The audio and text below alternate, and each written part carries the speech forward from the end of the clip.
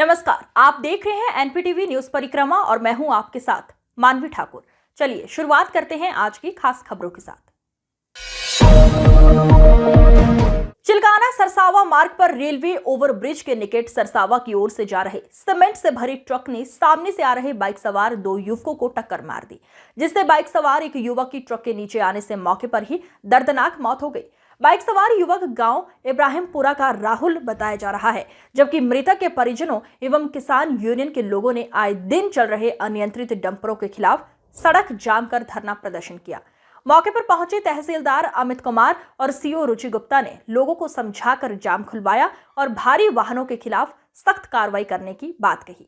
जिस बच्चे की सड़क दुर्घटना में मृत्यु हुई है, ये इसका नाम खतौनी में दर्ज है। तो उत्तर प्रदेश सरकार द्वारा संचालित मुख्यमंत्री कृषक दुर्घटना कल्याण योजना के तहत 5 लाख रुपए उसमें आर्थिक सहायता इनके खाते में आएगी, उसकी कार्रवाई करके। और इसके अतिरिक्त और जो भी सहायता है, राष्ट्रीय पारिवारिक योजना या विधवा डंपर का इशू बताया गया है कि हैवी वाहन जो है वो इस रोड से निकलते हैं, उसके संबंध में बात की गई ऊपर। तो ये बताया गया, बोला गया है कि जो चिलकाना से जो बैक साइड में चौरी मंडी होकर रास्ता जो है हैवी वाहन उधर से निकाले जाएंगे। कस्बा नारौदा के यमुनोत्री हाईवे पर गंग नहर पुल के पास बीती रात अज्ञात वाहन से टकराकर नीलगाय की मौत हो गई। इस दौरान घंटों तक मृतक नीलगाय का शव हाईवे पर ही पड़ा रहा। सूचित करने के बावजूद भी किसी भी वन विभाग के अधिकारियों द्वारा कोई कार्रवाई नहीं की गई।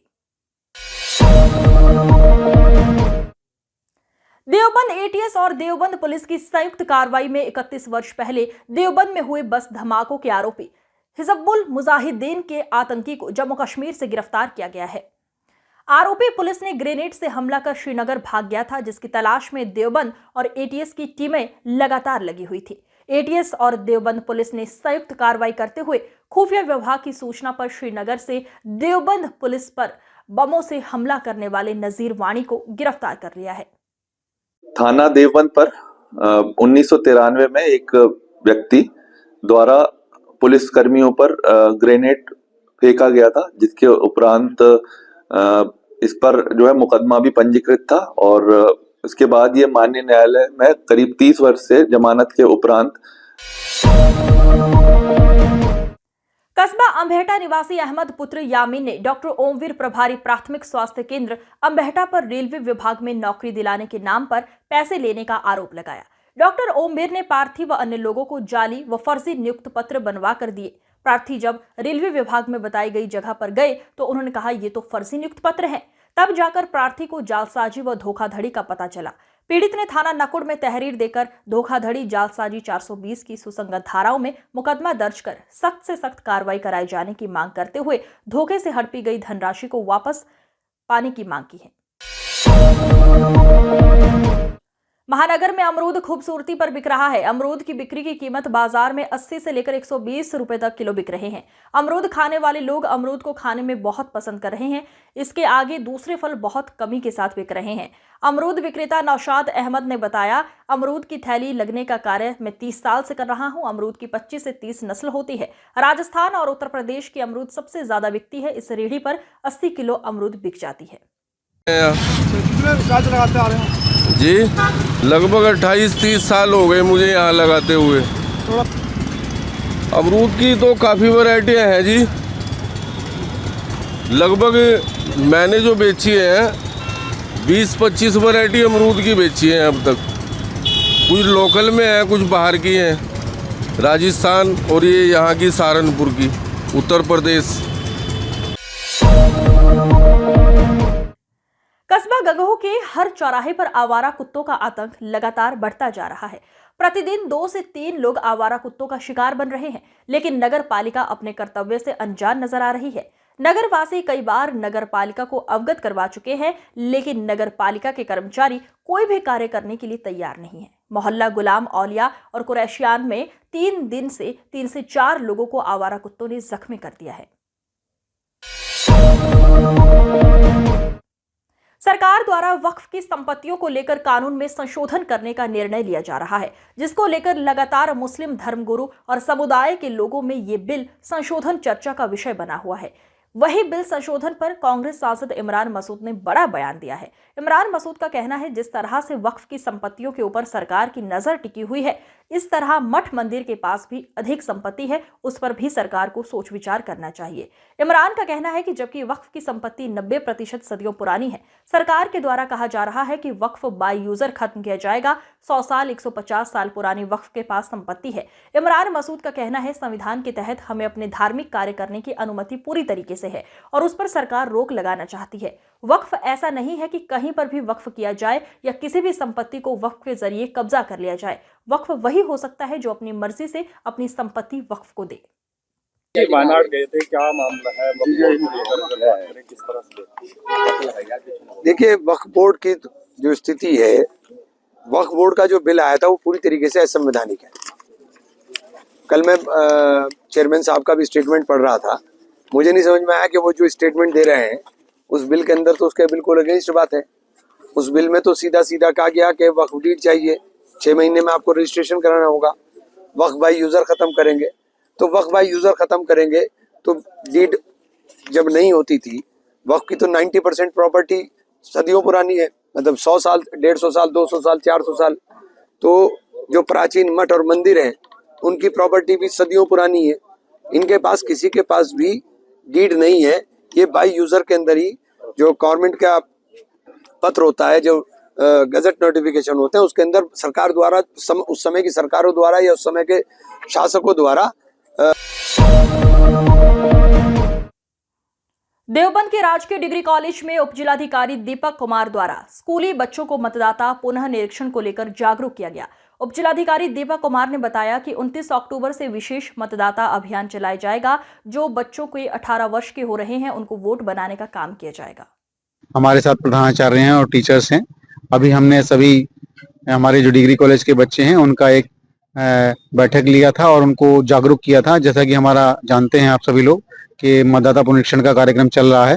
हमारे जो 29 तारीख से है, 29 अक्टूबर से 28/11 तक ये विशेष पुनरीक्षण 25 चल रहा है और 1-1-25 तक जिनकी आयु 18 वर्ष पूरी हो रही है वो लोग वोट बनवाने के एलिजिबल हैं और वो अपना फॉर्म 6 भरकर वोट भरवा सकते हैं ऑनलाइन VHA। चिल्काना में आयोजित खेलकूद प्रतियोगिताओं का उद्घाटन खंड शिक्षा अधिकारी संजय डबराल व शिक्षक नेता चौधरी तेजपाल ने फीता काटकर और हरी झंडी दिखाकर किया। उद्घाटन में बोलते हुए खंड शिक्षा अधिकारी संजय डबराल ने कहा, प्रतियोगिताओं के माध्यम से जहां एक और अच्छा स्वास्थ्य प्राप्त होता है, वहीं मैत्री एवं सहयोग की भावना भी विकसित होती है। प्राथमिक स्तर पर 50 मीटर दौड़ में हबीब प्रथम, शालू दूसरे और भावना तीसरे स्थान पर है। वहीं 100 मीटर दौड़ में अलीशा पहले, ईशु दूसरे और तैयबा तीसरे स्थान पर रही। कबड्डी तथा खो खो के खेल में कुतुबपुर NPRC का दबदबा रहा, जिन्होंने बुढ़ा खेड़ा की टीमों को हराकर स्वर्ण पदक प्राप्त किया। इस दौरान सुधीर जैन, रमन अग्रवाल, प्रदीप शर्मा, जसवीर सिंह, मनोज कुमार, अमित नवनीत सैनी, सनोज कुमार, सुनील पांचाल, सुरेश पाल मौजूद रहे। यूपी ATS की देवबंद विंग और देवबंद पुलिस ने हिजबुल मुजाहिदीन के आतंकी रह चुके नजीर अहमद वानी उर्फ मुस्तफा वानी उर्फ जावेद इकबाल को जम्मू कश्मीर से गिरफ्तार किया। नजीर अहमद वानी ने साल 1993 में देवबंद के रेती चौक पर एक बम धमाका किया था। इस बम धमाके के बाद पुलिसकर्मियों के साथ कई स्थानीय लोग घायल हुए थे। देवबंद पुलिस और खुफिया विभाग की टीम पिछले 31 वर्ष से आरोपी की तलाश कर रही थी। एक इनपुट के बाद देवबंद ATS और देवबंद पुलिस की एक टीम ने जम्मू कश्मीर के बडगाम इलाके में रेड करते हुए आरोपी नजीर अहमद वानी को गिरफ्तार किया। ATS से अभी तक मिली जानकारी के अनुसार नजीर जम्मू कश्मीर में रह रहा था और इसी साल जम्मू में हुए विधानसभा चुनाव में निर्दलीय प्रत्याशी के रूप में चुनाव लड़ चुका है। फिलहाल ATS की टीम नजीर अहमद वानी को लेकर देवबंद आ चुकी है और आगे की कार्रवाई कर रही है। थाना देवबंद पर 1993 में एक व्यक्ति द्वारा पुलिस कर्मियों पर ग्रेनेड फेंका गया था, जिसके उपरांत इस पर जो है मुकदमा भी पंजीकृत था और इसके बाद ये माननीय न्यायालय में करीब 30 वर्ष से जमानत के उपरांत तारीख पर नहीं आ रहा था, जिसके बाद माननीय न्यायालय द्वारा 20 मई 2024 को इसके विरुद्ध स्थायी वारंट जारी किए थे। पार्षद और कार्यकारिणी सदस्य मंसूर बदर ने गाड़ो के चौक पर Jyoti women and children welfare society के बैनर तले पूर्व प्रधानमंत्री अटल बिहारी वाजपेयी की याद में नाइट क्रिकेट टूर्नामेंट का फीता काटकर उद्घाटन किया। इस मौके पर पार्षद मंसूर बदर ने कहा, आज की भागदौड़ की जिंदगी में सभी को फिट रहने के लिए खेलना दौड़ना चाहिए। खासकर युवा ज्यादातर समय मोबाइल में लगा रहे हैं, उनको इस आदत को छोड़कर खेलों में ध्यान देना चाहिए। इस मौके पर गयूर साहब, शहजाद, मरगूब, मतलूब, सोलर, सलमान, सुफियान, जकी, इल्ली, पप्पू, बिलाल अंसारी, इमरान मंत्री सहित बहुत से जिम्मेदार मौजूद रहे। रोड पर चलती महिलाओं से चेन स्नैचिंग की लूट की वारदात को अंजाम देने वाले 15,000 के 2 शातिर इनामी अंतर्राज्यीय अभियुक्तों को पुलिस ने गिरफ्तार किया। चेन स्नैचिंग की वारदात को अंजाम देने वाले शातिर अभियुक्तों पर 22 और 6 मुकदमे पहले भी दर्ज हैं। मामला सहारनपुर के थाना मंडी इलाके का है, जहां थाना मंडी पुलिस ने सघन वाहन चेकिंग के दौरान 2 अभियुक्तों को गिरफ्तार किया, जिनके पास से पुलिस ने 2 चैन के टुकड़े, 2 चाकू, 12,300 रुपए नगद और 1 मोटरसाइकिल बरामद की है।